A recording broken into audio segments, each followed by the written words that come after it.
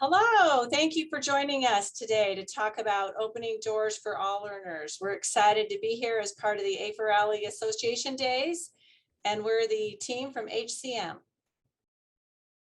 So we'll make some introductions here of our team that are going to be sharing with you today. My name is Adele Wilson, and I'm a principal of HCM and kind of lead the K-12 work out of our Denver office. And I love sort of the educational planning and the front end part of all projects, and excited to talk to you guys today.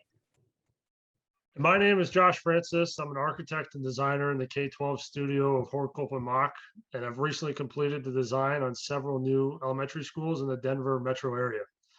I have a focus on 3D visualization and communication of learning spaces. Hi, everybody. I'm Liz Pettit. I'm also an architect and designer here at Hort Copeland Mach. And most recently, I've been involved in a lot of renovation of existing schools and incorporating innovation spaces into their existing infrastructure. So just a little bit more about HCM. We are a national firm doing K-12 projects all around the country. We love working on schools, and we feel like we have a big impact on students every day in the work that we do.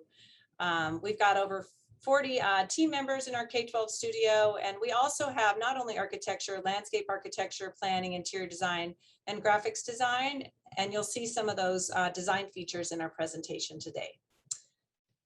So we really, we want to cover kind of these learning objectives that we want to cover as part of our presentation today. We really kind of want to talk about learners and the different kinds of learners and the spaces that they need. We really enjoy the interaction and the feedback from educators, from principals, from teachers on how they use some of our non-traditional spaces, some of the lessons learned and some of the dialogue that we have about those spaces, really learning outside the classroom. And as always, we always bring safety and security into all of our discussions about K-12 design, and we'll talk about kind of that balance of safety and security as we have these more and more open educational environments. So those are our learning objectives today. This is a little bit of our agenda, kind of what we're going to cover. We're going to talk about learning styles. We're going to talk about design beyond the classroom. And then we've got some really interesting and great case studies that we're looking forward to sharing with you, where we've been able to implement some of these design ideas and design concepts into actual projects. And then we'll talk about a few of the things that we've learned along the way. We always love starting with a quote, and this is one that we found that really talks about really the importance of having a wide range of possibilities for students and for children in terms of where they learn and making their educational experience rich and motivating.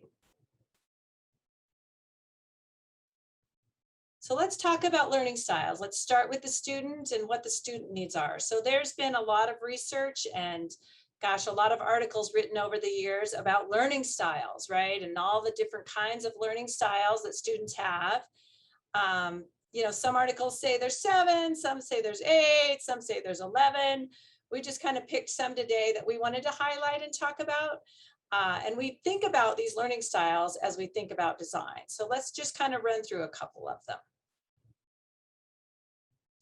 So visual, you know, is really a learner who really just, you know, prefers to learn by being able to see things. So whether it's pictures or images or diagrams, they really thrive on color and, you know, diagrams and different ways of learning. And so they really are very visual in their learning style. Then there's these kids who really just kind of, you know, prefer to kind of be alone, really be able to kind of focus and concentrate and not, you know, be around other people. And so they kind of prefer just to be in their own world. They tend to be the introverts. They like individual exercises. They like self-study. So they really thrive in those kinds of environments. So somewhat similar to our solitary learners, but slightly different, is these learners that we call our logical learners. And these are kids who really, you know, use a lot of logic. They're problem solvers. They're critical thinkers, right? And so sometimes they like to work alone, but other times, you know, they really kind of thrive on being in groups because they like to problem solve, they like to analyze, right? And so we need to have spaces where these kinds of kids can focus and maybe work on some problem solving by themselves, but also maybe work in groups. So Our logical learners can really learn in multiple environments.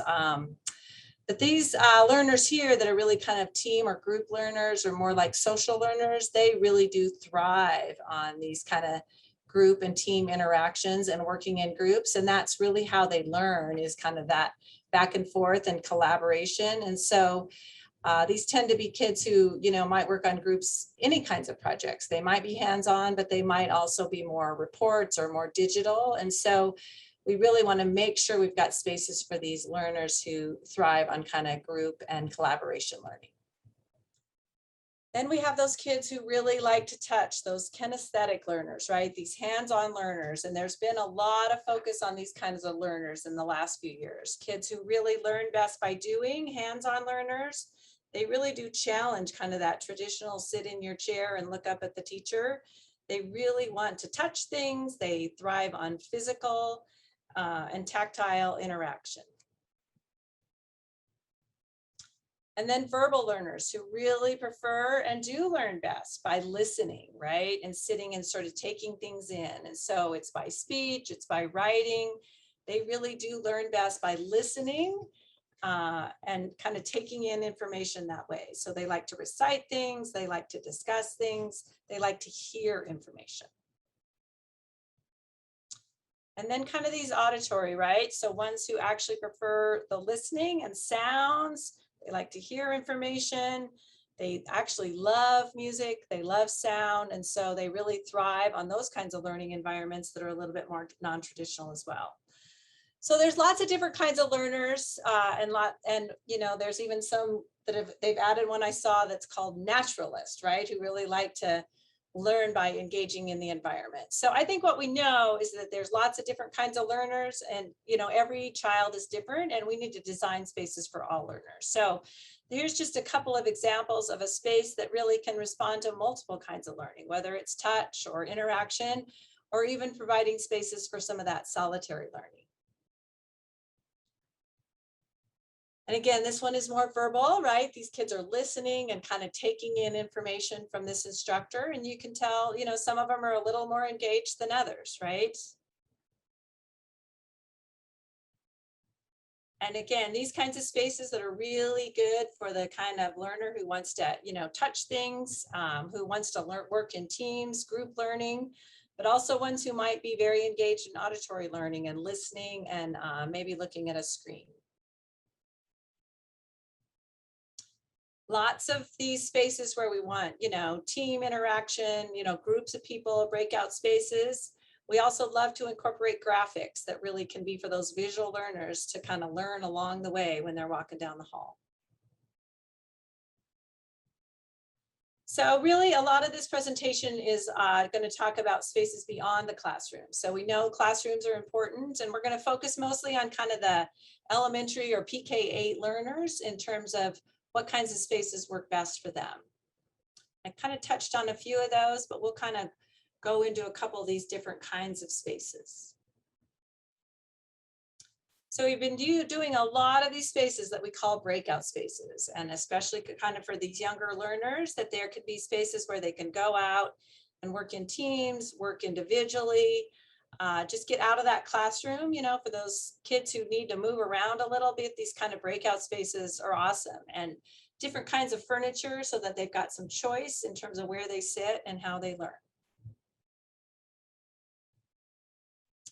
So we've all been talking a lot about makerspace and STEM space. So again, we've been taking a lot of these ideas down to the elementary level, where kids, again, who need to move around, who, fidget if they sit in their chair too long, these kinds of maker spaces and STEM spaces are great because they can move around a little bit. They've got some choice about what they do.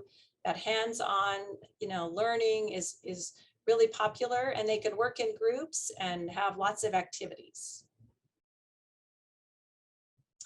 And then there's kids who, again, might need some, more solitary learning, more quiet learning, different kinds of ways to, deal with sensory education. And so we've been designing a lot more of these sensory spaces and spaces just for some of our special needs students.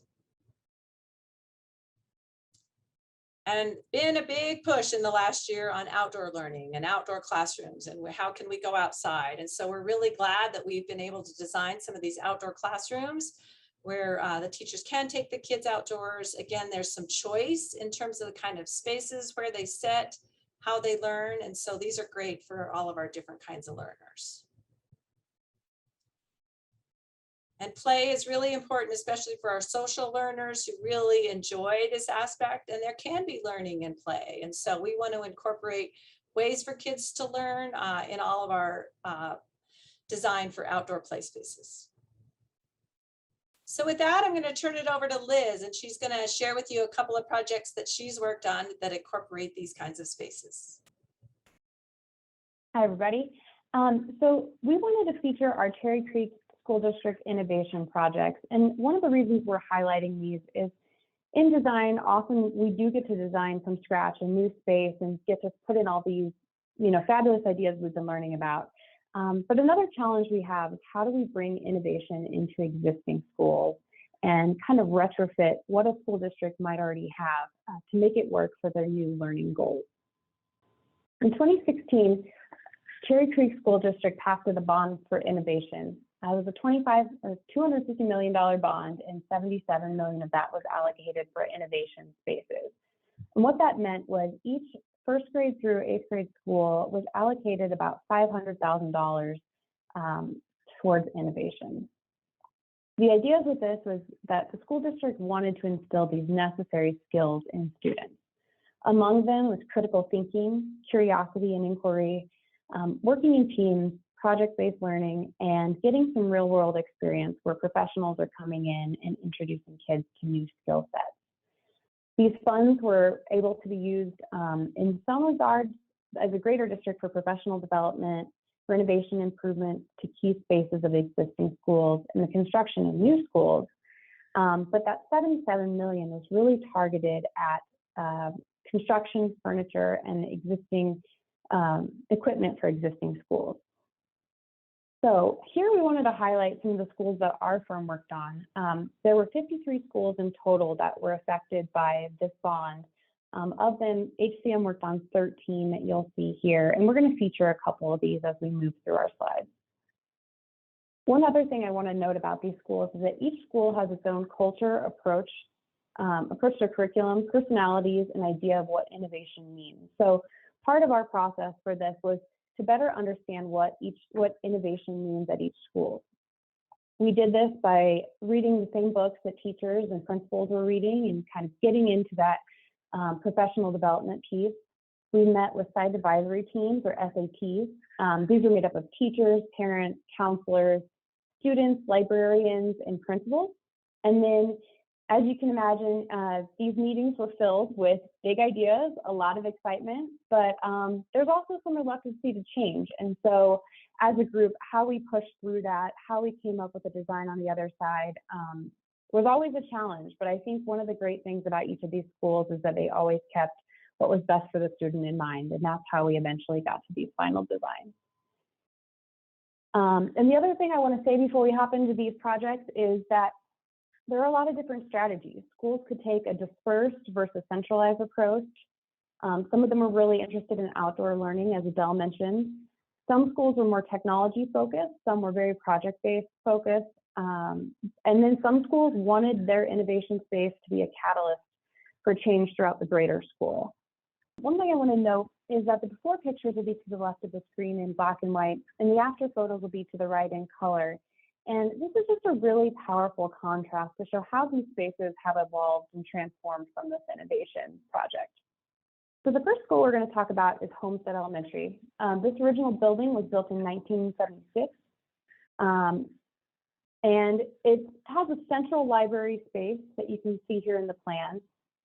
What you might also notice here is that the STEM classroom is very undersized. So the goal for this project was to enlarge the STEM classroom. They wanted a connection to the maker space. And then they really wanted this library inquiry center to be a central hub for the school. So part of what we did is we blew out all the front walls to engage it with the corridor more. We created a maker space. we took out some of the built-in circulation desk and reading corner, and we created more of this open floor plan. So you can see here in the green is our new enlarged STEM classroom that flows out to the makerspace with the use of the glass garage door, and then kind of overflows to the media center. A common theme you'll see through these projects is we have a harder surface floor for makerspace and STEM that allows for that project-based learning, power, cord reels, a lot of storage, sinks, kind of these common elements that you'll see throughout the project, but we just want to highlight them here. So as I mentioned, we blew out that front wall. This creates much more of a presence as you enter the school, and it really starts to excite and engage students as they make their way to their classroom spaces. Here's a shot of our STEM classroom and the connection it has to the makerspace. So what this really does is it allows multiple classes to be in the space using these different learning environments all at once. And here's another shot of the makerspace. So you can see that there's power, there's water, there's storage. The space is really designed for versatility and for kids to get their hands dirty. The next project we're going to talk about is Holly Ridge Elementary. So Holly Ridge is actually a K-2 school. Sister schools are the next project that will feature Holly Hills. But some of the goals with this project were to create a centralized innovation space and kind of a hub for the school. They wanted their space to be appropriate for the K-2 age group. So some of the things we thought about in here were lower sinks, having things at the eye level of smaller kids, having some of those tactile experiences that Adele talked about, and also creating an outdoor learning space for these students. So initially, we had pretty straightforward small library. We pulled out some fixed seating and circulation desks, and also you might notice a technology classroom to the south of this plan. They wanted a greater integration between these spaces as well. So in our new design, we used the north side of this plan for a maker space, and we added an exterior door that could feed to an outdoor learning space. We also shrank the library a little bit, but created these zones for different learning styles, cozy corners, group work, different things like that. And then we added a sliding glass wall between our technology room and the library to allow classes to kind of fluidly move throughout these three spaces. We used some graphics to kind of give some visual cues. This is as you approach the library. A goal of this school was we wanted, it has very diverse backgrounds. Kids from all over the world kind of land at this school, and they wanted this to be a second home, kind of this melting pot community for all their students to feel comfortable, to feel celebrated, and feel really excited about learning.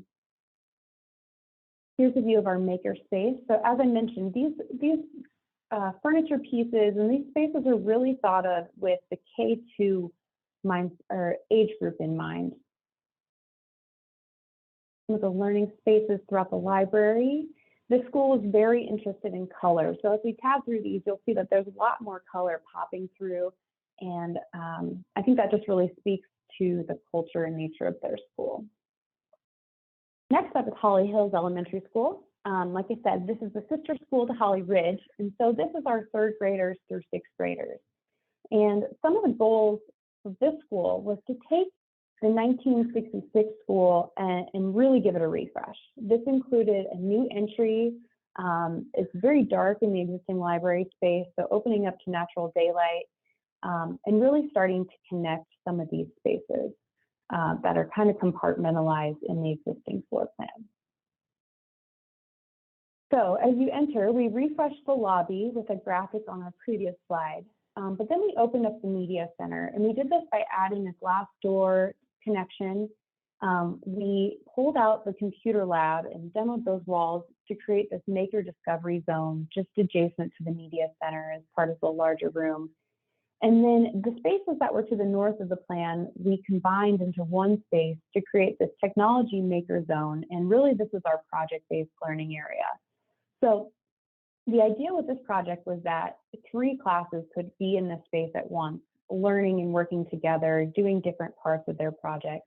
And also a plus side to this was there's the connection to art and the creation of a recording room. So here's that entry refresh I talked about. Here's a space for that project-based learning zone to the north of the plan. And another thing we did with this is we used color as wayfinding to help teachers identify zones to send their kids to when they enter this space. So finally, I want to talk about Walnut Hills Elementary School. This is one of the first schools we worked on. And Walnut Hills is a STEAM school. So one of the things that they also wanted to do was make sure that art was at the center of their innovation focus as well. So design strategies, again, we're going to a centralized innovation approach. They took over their existing library and demolished a lot of those fixed pieces like the circulation desk, took out that traditional library office, as well as some fixed seating. And they really wanted this to be a versatile and exciting space. We also added some new exterior windows. The space was pretty dark to begin with. There's not a lot of natural daylight. So we added some new windows. We took out some of those walls and really created this open floor plan with different zones. So the library has a cozy corner. It has an interactive classroom space, actually 2 interactive classroom spaces. They're traditional areas for more of their library books, but then they have a very good sized maker space that connects to a STEAM room, a STEAM classroom with the connection of a glass partition. So here's that cozy corner mentioned. View of the maker space and how it connects to the classroom beyond. And then here's that classroom learning space, as well as one of the other spaces where kids can present their ideas. We want to show you guys a video we put together from our experience at Walnut Hills, where we went back and we interviewed principals and educators and students to see how they were engaging the space and what this transformation really meant for their community.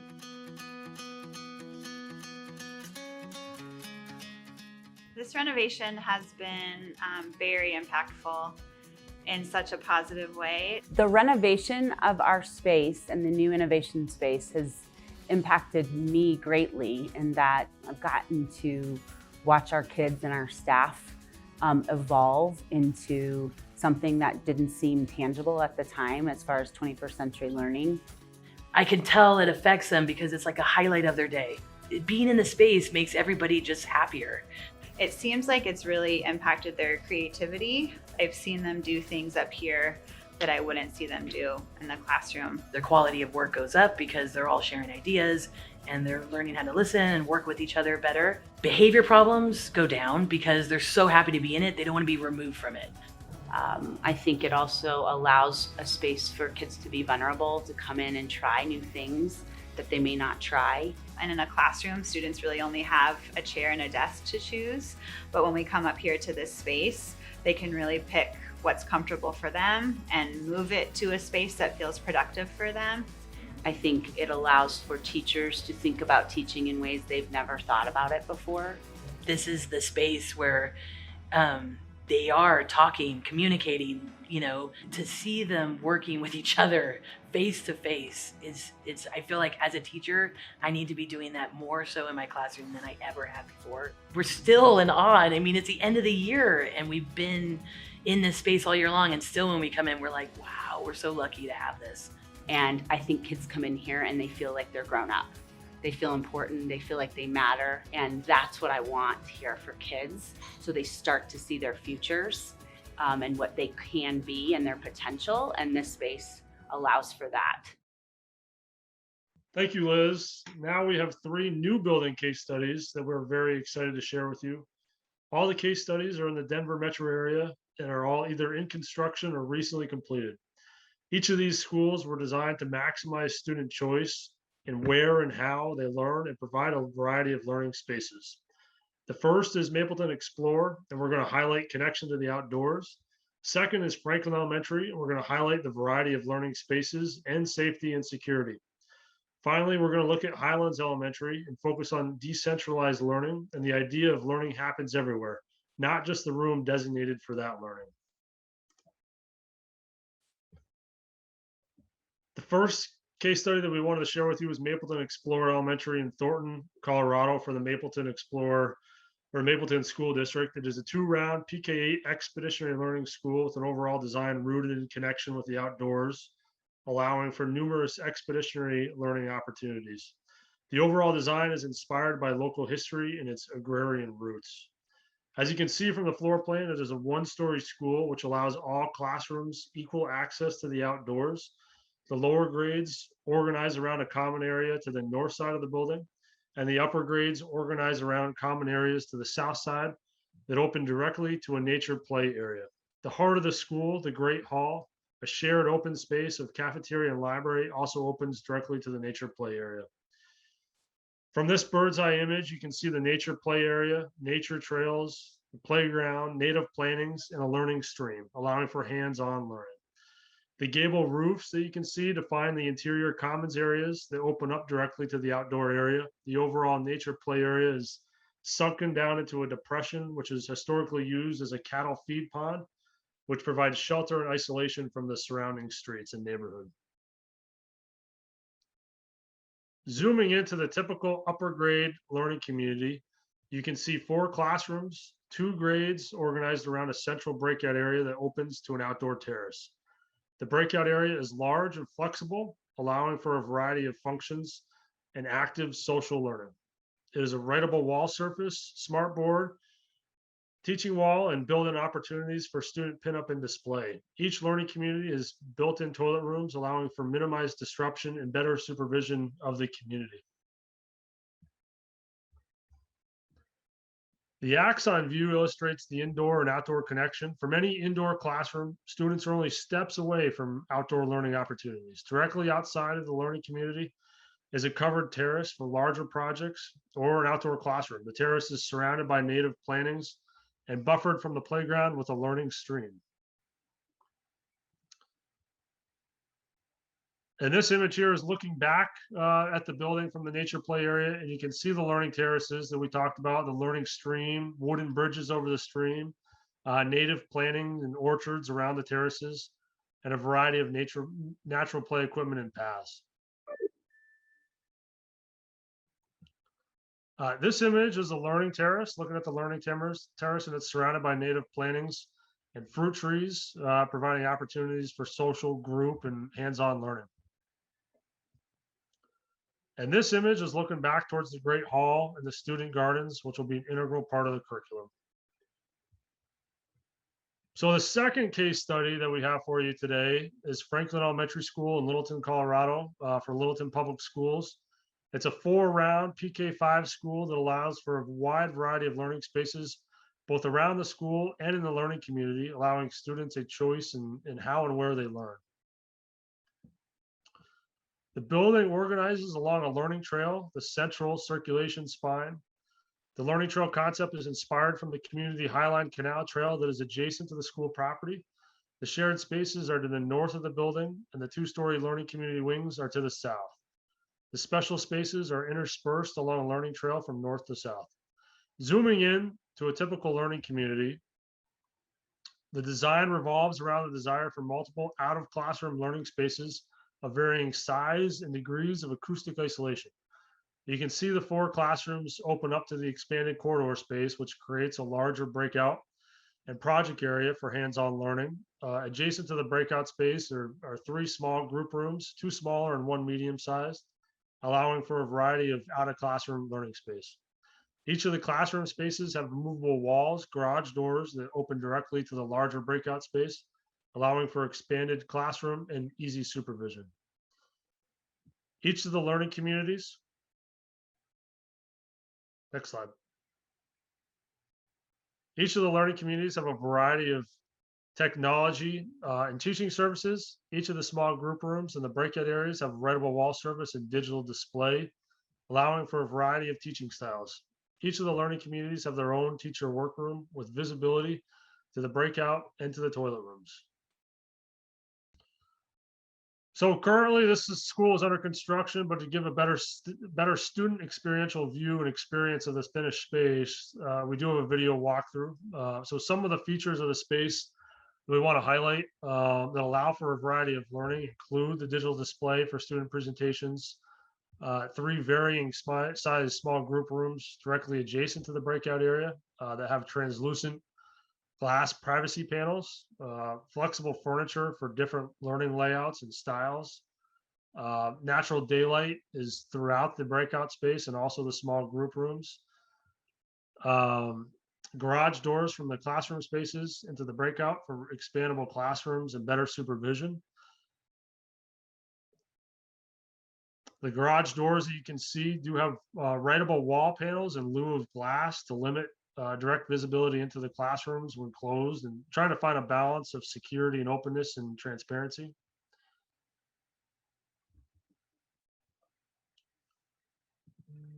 So for all the schools that we design, student safety and security is a critical consideration, both active and passive. We looked at safety and security at Franklin Elementary from an overall site, overall building, and down to the classroom carpet at the micro level. For the overall building, the learning trail idea provided a central corridor that was curving, limiting unwanted exterior visibility down the entire spine, but still allowing for internal supervision.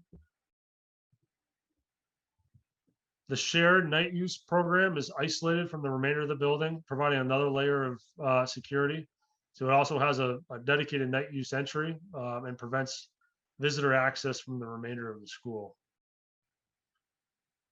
The next layer of security that we incorporated is the learning communities themselves can be automatically isolated from the exterior and the remainder of the interior of the school during a lockdown.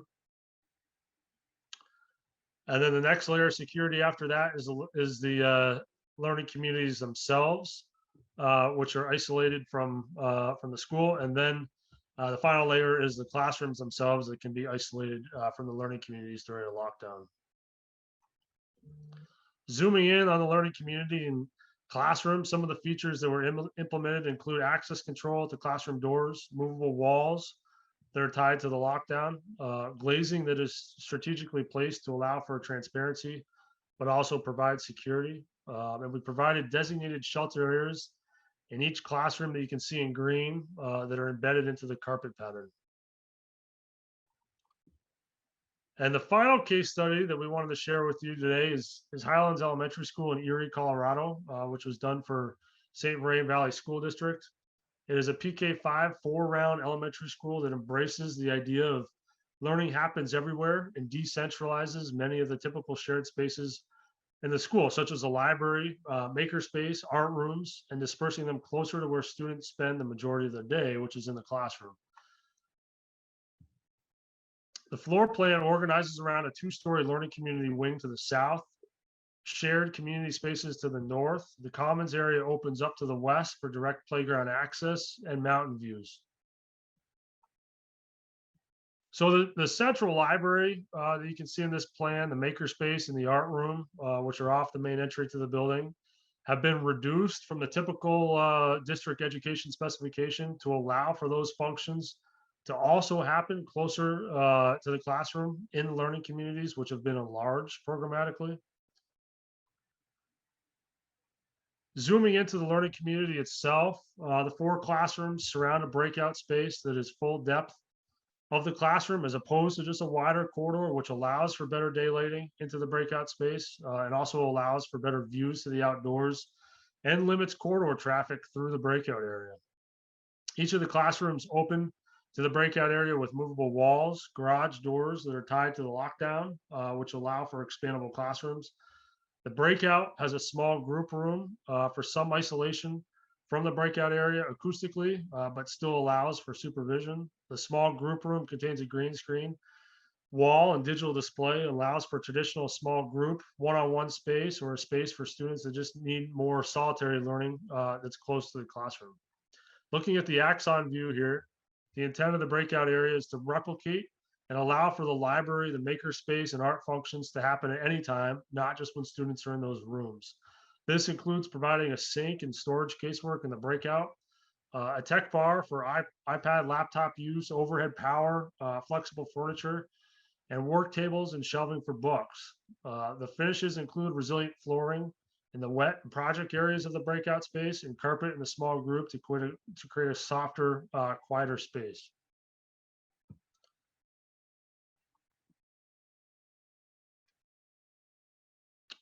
So now we're going to jump into another fly through to look at the features of the breakout space in 3 dimensions. So those features include a tech bar to define the breakout space from the corridor, overhead power for project use, multiple writable wall surfaces for collaboration, digital screens for presentation, flexible furniture for small or large group work,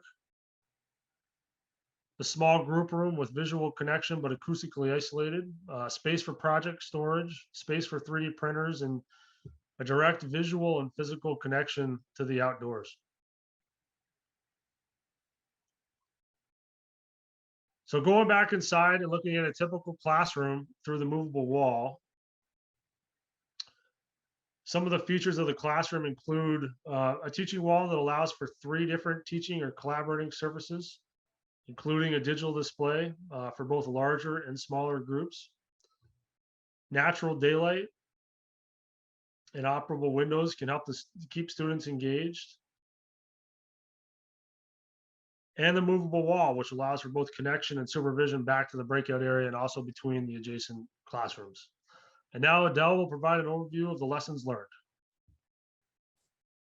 Thanks, Josh and Liz. So maybe we'll just kind of take a couple of minutes here and I'll kind of run through these lessons learned, and maybe you guys could comment a little bit as you kind of reflect on your projects. I don't know about all of you, but as I look at these elementary school spaces, it makes me want to go back to elementary school, right? It's some pretty exciting spaces. And I think it's just awesome how we've really evolved in our school design to really design for all learners and not just, you know, kids sitting in desks in rows facing a teacher on a chalkboard. So here's just a couple of the lessons learned that we kind of came up with as we thought about how we design spaces today, especially at the elementary level. You know, this ability for adults to supervise these kind of breakout areas or outdoor learning is really important. And so there's that balance of, you know, how much glass we have and how much these rooms open up to each other so that adults can supervise them,